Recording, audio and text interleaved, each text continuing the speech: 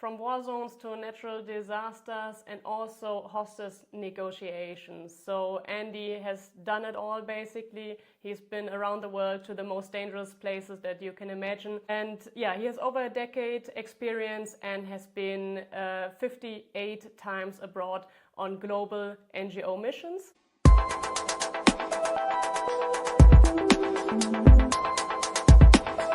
So thank you very much, Andy, for being here, and if you would like to introduce yourself. Thank you, Inga. Thank you for this invitation. It's always good to share learning from different perspectives, and it's been a pleasure to follow some of your podcasts. I almost fell into humanitarian work after a career in policing. Policing is very good because you see both the good and bad in life, and you also get a lot of skills, like any service, public service that you're in. And my specialist skill as a hostage negotiator was what brought me into humanitarian work, and I've stayed there since. And I've had the pleasure of being able to apply a lot of the skills and experience that I've learned in policing into my humanitarian work. Okay.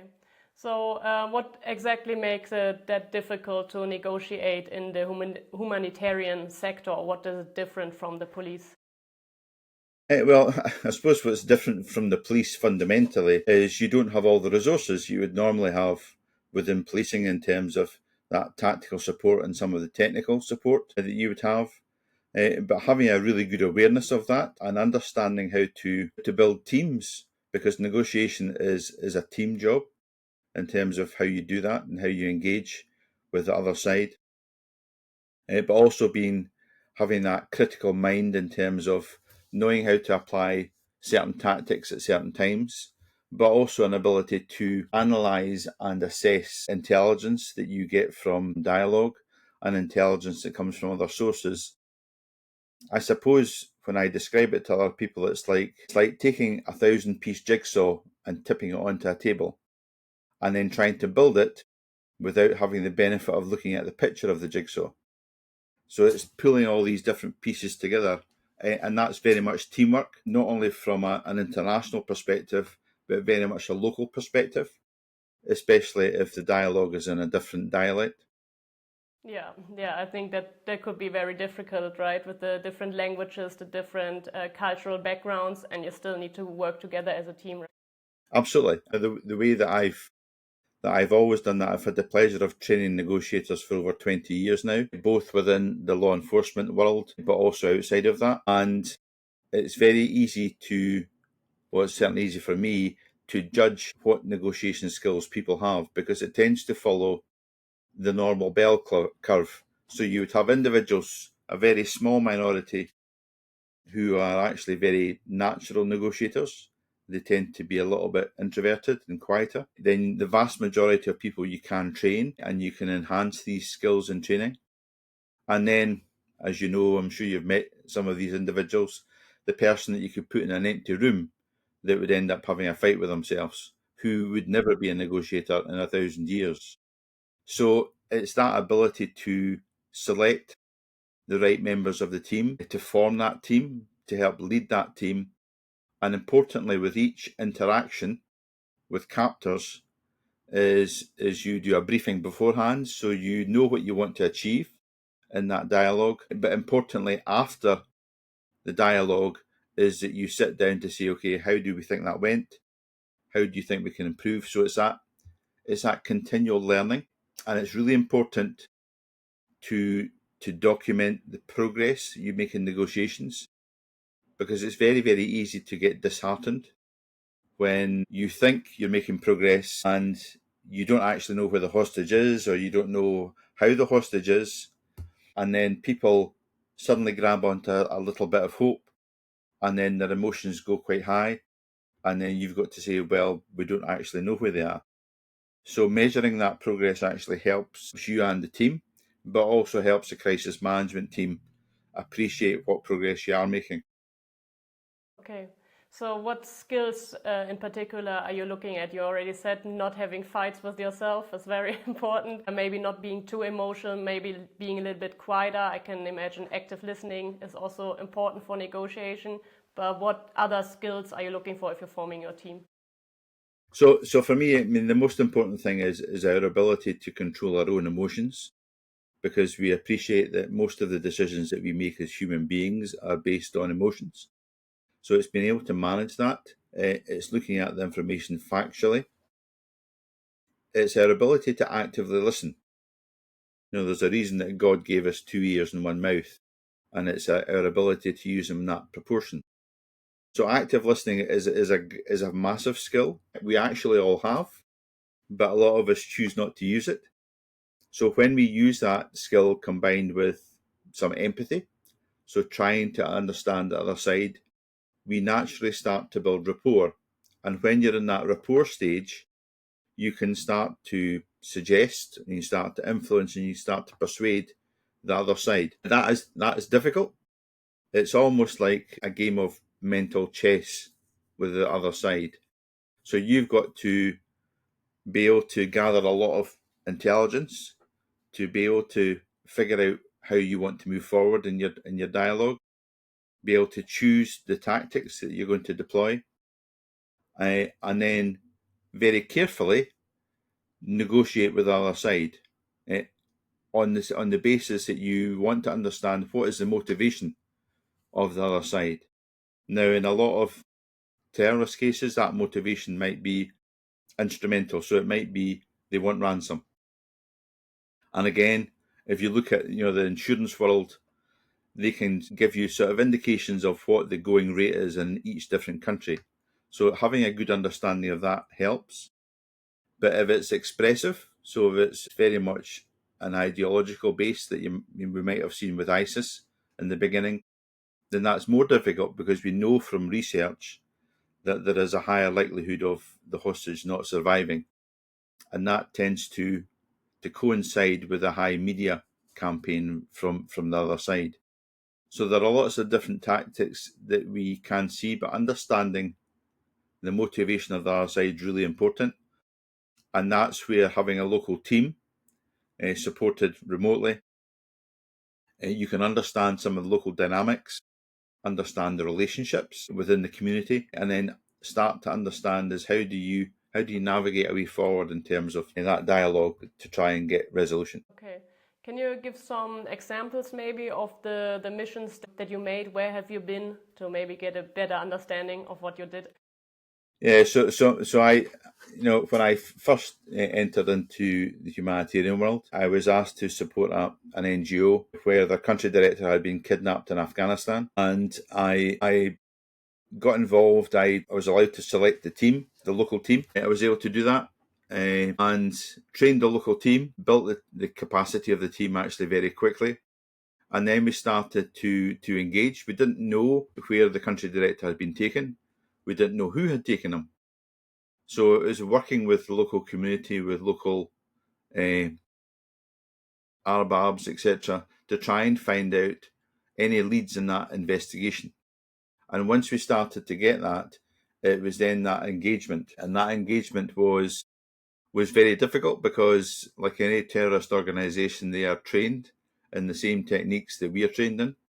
So it's very much down to your capability. And it was in that dialogue that we were able to not only identify that our country director was okay in terms of his health, we were able to get proof of life, which took some time to gain, but we were also able to get the Taliban to look after him, which is really important. And they gave him a radio, so he had a wind-up radio. So he was able to listen to the Vatican News and BBC World News every single day, which was really important in terms of his psychological welfare, and also in his ability to recall how he was treated and how many times he was moved.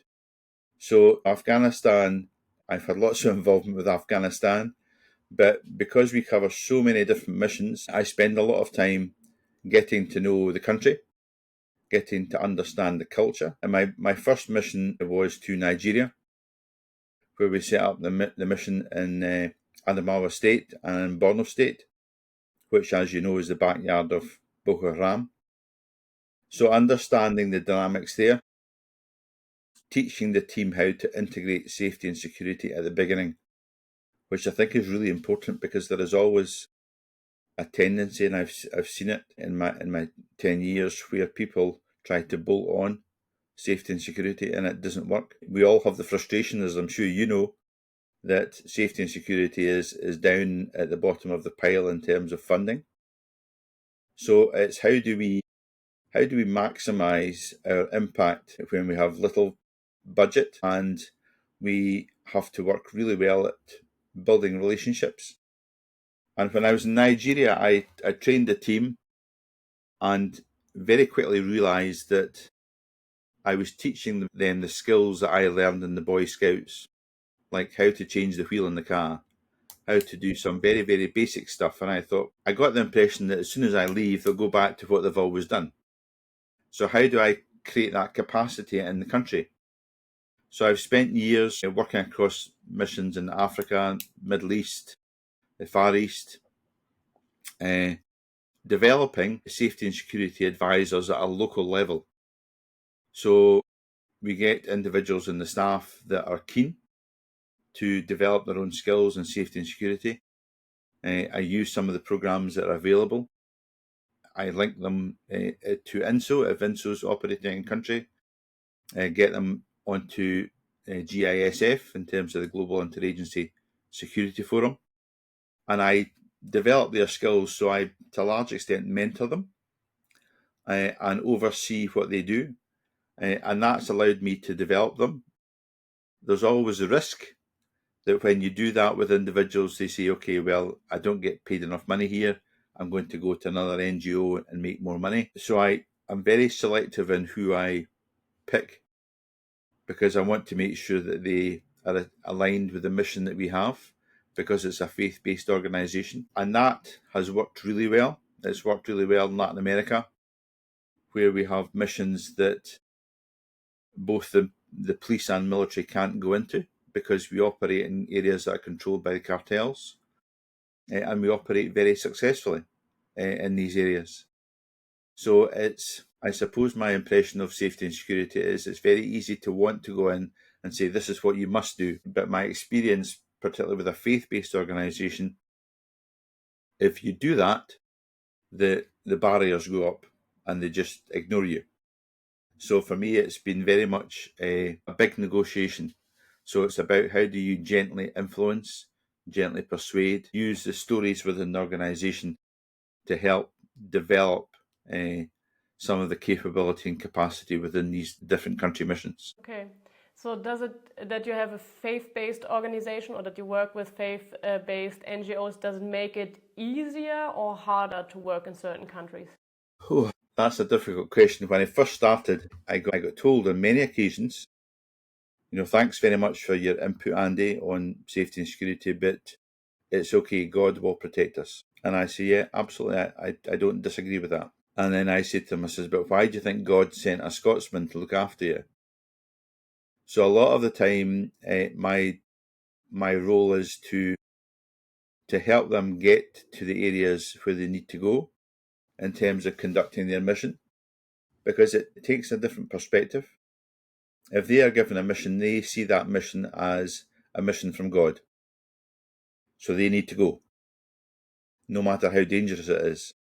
So my job is to try and figure out a way for them to do it safely, which is kind of different from what you would see in a conventional NGO. That comes with a lot of delicate negotiations. It comes with a lot of risk analysis and how you manage that risk. And we don't have the budget, and never would have the budget, to have all the bells and whistles you would normally associate with a big organisation like the United Nations. So we learned to have really good community acceptance, because we are an integral part of the community where we work, and it's how we identify the key influencers in these communities and work with them and bring a benefit to the community. So most of the work that we do is either through education, it's either through livelihood programs where we teach skills for them to develop small businesses to bring a benefit to the community. It's through advocacy at the highest levels, particularly in areas of severe conflict, like you're seeing in Ukraine, for example. And it's also, we've recently, in the last number of years, introduced MHPSS, so mental health and psychosocial care, to a lot of the communities that we serve, because it's a recognition that a lot of the people that have been displaced and the children that have been displaced have seen things that you or I would never want to see in our lifetime. So how do we give them that support? And one of the approaches that I've seen that sort of lifted my eyes a bit was the long-term approach.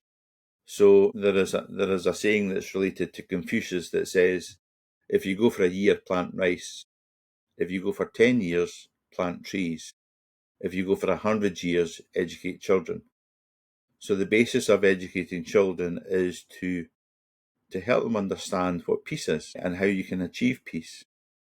So there's a lot of work that we do around about reconciliation. That's difficult. That's really difficult work. How do you bring two parties that have been in conflict together to allow them to move forward amicably and in peace? So there's a lot of really good work that we do quietly in the background to try and move these things forward in all the different challenges that you have operating in these different countries, from conflict to wars to natural disasters to climate change, etc. So there's never a dull day, as I say to a lot of my friends, in terms of the work that I do. Yeah. You talked a lot about mental health, especially in working with children. I think that's very important, that you don't have this downward spiral of war and trauma and more war and more trauma. How do you work with the staff on their mental health? Because of course, for the refugees or for displaced people, it's very important, but also for the staff. You talked that people have been kidnapped in Afghanistan. How do you debrief the team about it? Yeah, so that's a really good question. A number of years ago, I was on the board of advisors for this NGO, and we pulled together a staff care programme. And the staff care programme had four main pillars. So the first pillar was safety and security, to make sure that, when the staff go into different areas in terms of travel risk management, in terms of needs assessment when we set up a mission, that we do proper risk analysis to identify not only the risks but the culture in terms of how we work in that. And the second part was an employee resilience programme, so that recognising that not every member of staff might want to speak to the line manager or their supervisor, that they have the ability to reach out to an independent organisation if they're feeling stressed or have experienced trauma. So that has been really beneficial. And also organisational policies, so that you have a consistent application of policy right across the country missions that's aligned to local laws and regulations. And finally, I think it's round about the culture of the organisation. It's the culture that I have in the organisation I work with it's almost like a big family. So it's recognising, like any family, there'll be disagreements and people will fall out, but collectively we are all bought into the mission that we have, and it's supporting each other through that. And that has made a big difference because people feel supported. A lot of them, I would say, the vast majority of all the missions know who I am and all have the ability to pick up the phone and speak to me. Like any security advisor, what you want to do is for them to phone you at an early stage so that you can help them intervene and navigate any crisis.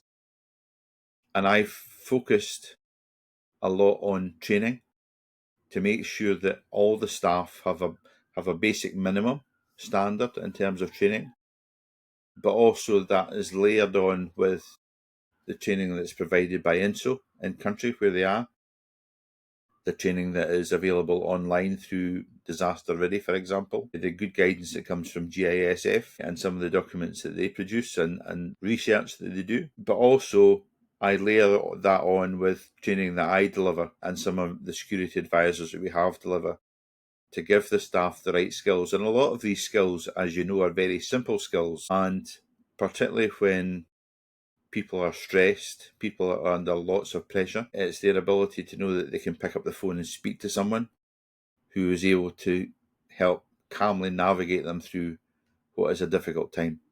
So that almost holistic approach to staff care has been very, very good in terms of not only supporting the staff, but also in terms of staff retention. Yeah, I think that's very important that they know they can talk to someone who's also not judgmental, not saying, hey, why are you calling me in the middle of the night, or why don't you mind your own business, whatever, that they know that there is someone who is willing to help. Like you said, also calm, active listening, I guess, comes to play again. So yeah, I think you already do like a lot of safety and security for your staff. If there's anything you can wish for or that you can improve, what would it be? Anything I could wish for. Sometimes there are challenges, particularly as you know from your own background, in getting, leadership sometimes to engage in crisis management training, because they all think that they know what to do. But as Mike Tyson famously said, everyone has a plan until they get punched in the face.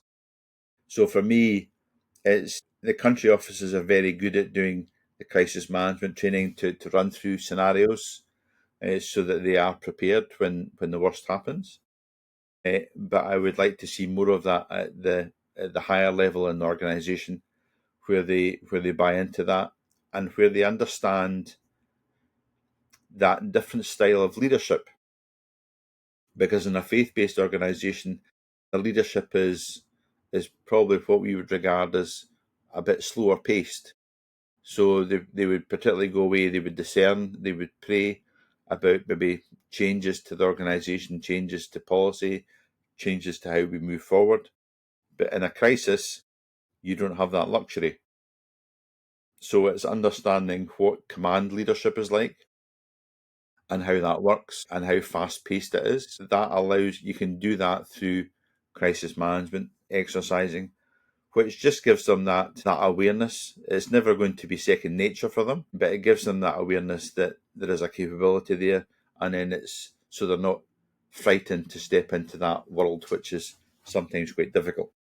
Yeah, I can imagine, especially what you're saying, that the leadership style might change if the crisis is happening. Because how I see it, you should ask a lot of questions in the beginning, like the staff should know what they're doing, why they're doing it, etc. Also, maybe if they have concerns, because sometimes if we work on the ground, you have different experience than if you work in the leadership level, and the leadership needs to know what's going on. Yeah, but of course, in terms of crisis, then the leadership or the leader should say something and it's done and not question. So I can imagine that switch is very, very difficult to implement. Yeah, and I think a lot of that is down to, I spend a lot of my time making sure that I've got good relationships with the country directors, and you know yourself that if you're speaking to somebody on the phone, you can pick up whether they're stressed or not, and it's being supportive in that phase to make sure that the individual is supported in their home environment or their work environment. So you help them to manage that stress to come through the other side. And a lot of the comments I get back, particularly when we've taken country teams through abject crisis, is they see that we have taken them from the darkness into the light. Okay, cool. And that's very, very touching. But from a faith-based perspective, it took me a little bit of time to understand their perspective. Because if someone has deep faith, then suffering is okay. Mm-hmm. Because if you suffer, you can bring God's kingdom. And getting your head around that from a logical point of view is actually quite challenging. So I've spent a lot of time reading scripture, immersing myself in my own faith to try and understand how they think. And that helps massively when you're trying to guide them through a crisis, because you know how they think and you know how they might react. But at the end of the day, they're a human being and they are subject to the same stresses and strains that we all are. So it's being able to recognise that and being able to carefully navigate them into a safe space so they can look after themselves. Yeah, I think it's interesting what you're saying, that people who are Christians, that they think, of course, a certain amount of suffering is okay, I would say, or even maybe necessary if you go to a country which is quite hostile. Of course, you don't have all of the comfort you have at home, but also to know when the suffering is a little bit too much and maybe dangerous for them and the organization, that they have a feeling for it, even though they're Christians and they want to be good Christians, that they know when they don't need to suffer alone anymore. And that's a real challenge. Let me tell you, it's a real challenge when you're in the midst of a crisis and you have an individual who has a very deep faith, who is quite prepared to stand on the doorstep and embrace their enemy with love. That's a real tough negotiation, and that is down to the relationships you have with them and their trust and faith in you in terms of the support that you give them, but also your knowledge of the mission and your knowledge of Scripture.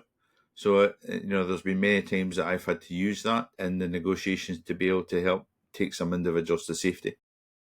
Yeah, no, I can imagine that is very challenging. If you look in the future maybe a little bit, how do you think NGO work will change? Will it get easier? Will the world get more hostile? What will happen in the future? What do you think?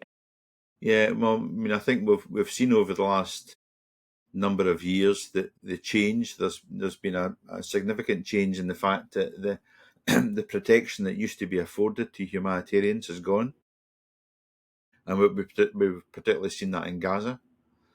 So that is something that it would be wonderful if that came back, but I'm not holding my breath in relation to that. I think, given the massive funding cuts right across the world in terms of the work that we do as humanitarians, there is more that we can do to collaborate, to work in partnership on the ground. When I speak to other, fellow colleagues that are in other NGOs and say, "Oh, well, I've got this budget for this and I've got this budget for this," I'm thinking, "Well, I've never had that." So I've had to learn to work with the stuff that we can get that doesn't cost anything to the organisation, and where I don't have the skills, my network is good, and I can usually find someone within my network that is prepared to offer some pro bono time to help upskill some of my team.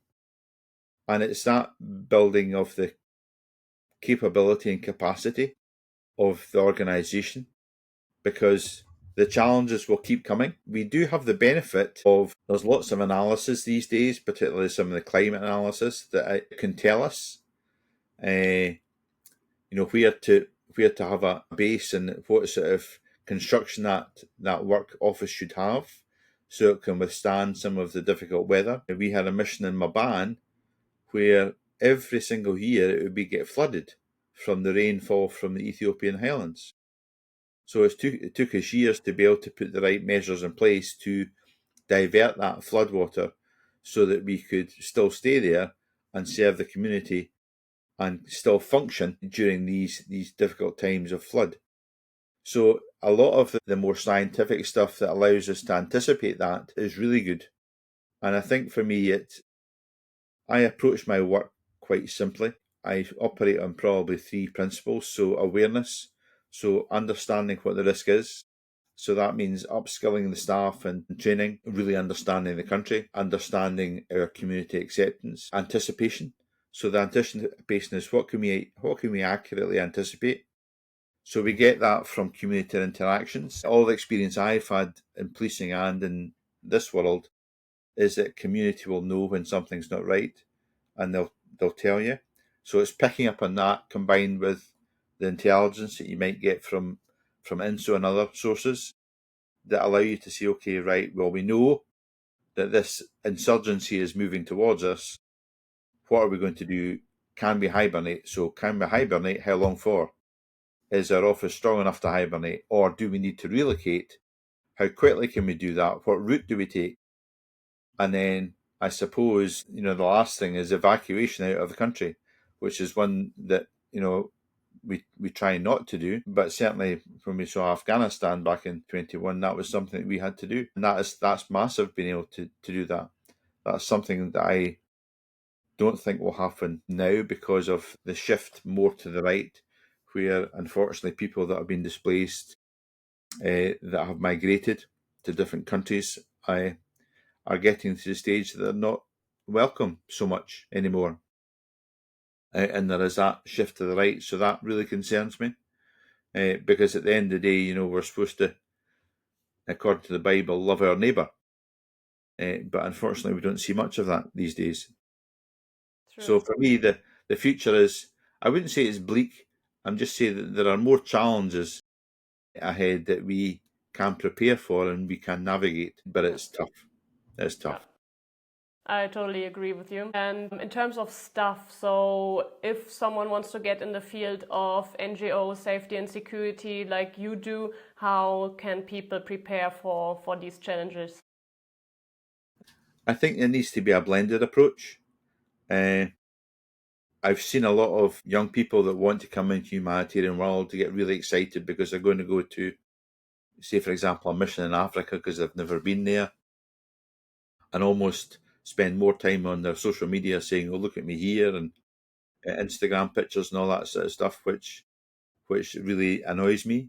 It's that blend of doing, you know, education, so your research, doing proper programming, getting proper training, so that you have good awareness. But also when you go into country, it's going in on a basis that you are a guest in their land. You're not there to tell them what to do. You're there as a visitor to that time and place, and it's to respect that. And I think that's really important.